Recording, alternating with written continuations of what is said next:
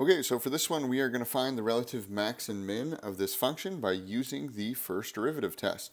So, first things first, let's just take the derivative. So, I'm going to be using the product rule here. So, it's the first one times the derivative of the second one, which is just 1, plus the second one, times the derivative of the first one. So, that's going to be 2/3 x to the negative 1/3. So what I'm going to do is I'm going to simplify this a little bit. I'm going to take out x to the negative 1/3. So I'm going to have x prime of x is equal to x to the negative 1/3 out front. And then this is x plus x minus 5, that quantity times 2/3. So I'm going to do one more simplification step where I'm going to distribute that through. And so I'm going to end up getting f prime of x is equal to,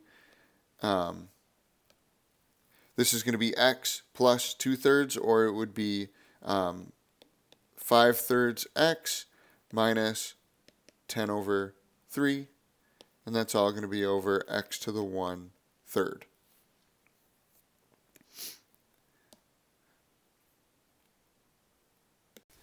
Last thing I'm going to do is just rewrite it one more time and get that 3 out of the denominator. So it's 5x minus 10 over 3x to the 1/3.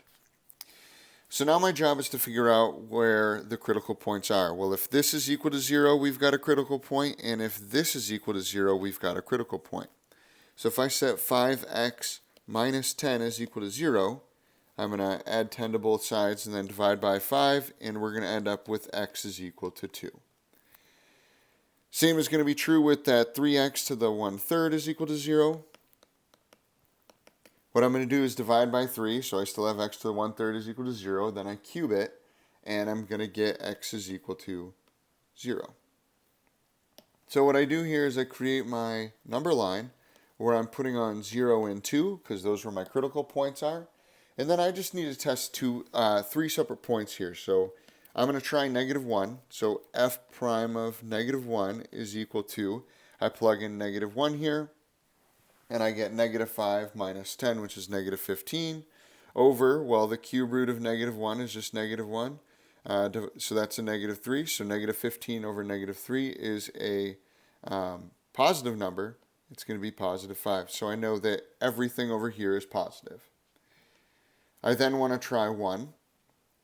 5 minus 10 is negative 5. And then on the bottom, it's going to be 3. So that's going to be a negative, because negative divided by a positive is a negative.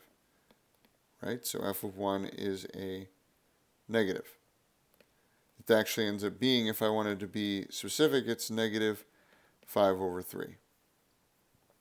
So then I also want to choose another number here. I'm going to choose one that is friendly for our situation. So since I have to take the cube root of a number, I'm going to choose 27, because I can choose anything over, and actually 27 is probably going to be a little harder. Let's just do 8. That's a good cube root. So when I do this, I'm going to have f of 8 is equal to, well, 5 times 8 is 40 minus 10. And on the bottom, the cube root of 8 is 2, so that's 6. So it's going to be a positive divided by a positive, which is a positive. So what that means is that this is a relative max at 0, because remember the function's going to look like this. And down here at 2, we're going to have a relative min. So what I can do is I can write this out as a max, min. Remember that they're all relative.